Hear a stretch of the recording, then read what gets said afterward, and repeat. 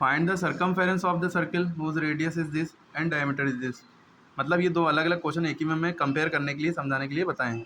जब भी सर्कमफेरेंस निकालना हो यानी सर्किल की पूरी बाउंड्री निकालनी है, जैसे ये सर्कल है, इसको यहाँ से हमने काट दिया, इसको हिस्से को पकड़ के इधर घसीटा, इस हिस्से को पकड़ के इधर घसीटा, तो ये हिस्सा जब इधर खींचेगा इधर खींचेगा, पूरी ये लाइन बन जाएगी, है ना। तो ये लाइन कितनी लंबी है इसी को कहते हैं सर्कमफेरेंस।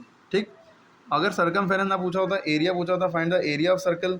ठीक है, तो एरिया का मतलब होता है ये सर्किल है, इसके अंदर कितनी जगह है वो इसका एरिया है, या सर्किल कितनी जगह घेर रहा है ज़मीन पे कहीं पे, तो इसका एरिया है। ठीक, अब सर्कमफेरेंस निकालना था, तो अगर रेडियस दी होती, सवाल में रेडियस दी होती, तो आप ये वाला फॉर्मूला लगाते हैं 2πr, यानी कि दोनों के बीच में मल्टीप्लाई लगाएं, 2 इंटू पाई इंटू आर। पाई एक ग्रीक लेटर है, ठीक है, दूसरी भाषा का लेटर है, दूसरे देश का।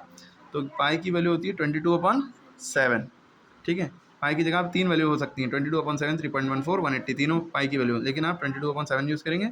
रेडियस की वैल्यू दी है मान ली 3, तो आप रखा, सॉल्व कर लिया, तीनों को मल्टीप्लाई किया, 7 से डिवाइड कर लिया। ओके, बाद में डिवाइड करके आंसर कमेंट में बताइए। इसी तरह डायमीटर अगर दी है, अगर रेडियस ना दी हो, डायमीटर दी हो, तो आप ये वाला फॉर्मूला लगा सकते हैं सर्कमफेरेंस का, C बराबर pi into D.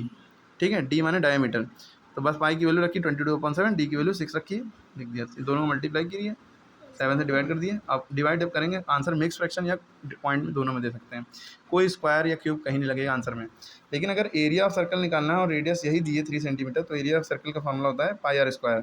Circumference of circle का फॉर्मूला क्या होता है 2πr, एरिया ऑफ सर्कल का पाई आर स्क्वायर, 2 यहाँ से हट के यहाँ पावर में चला जाता है। ठीक है, पाई की वैल्यू 22/7, रेडियस की वैल्यू 3 दी है, 3 का स्क्वायर करेंगे, स्क्वायर का मतलब होता है 3 को 2 बार मल्टीप्लाई करो, ना कि 3 to the 6।